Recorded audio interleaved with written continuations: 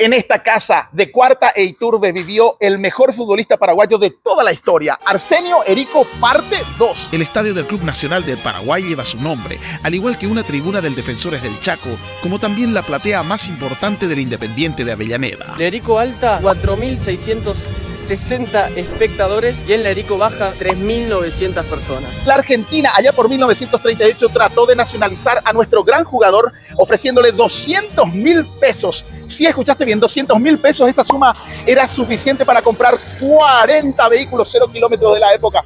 ¡Pucha madre! Semejante plata, pero él dijo no. Antes que nada, soy paraguayo.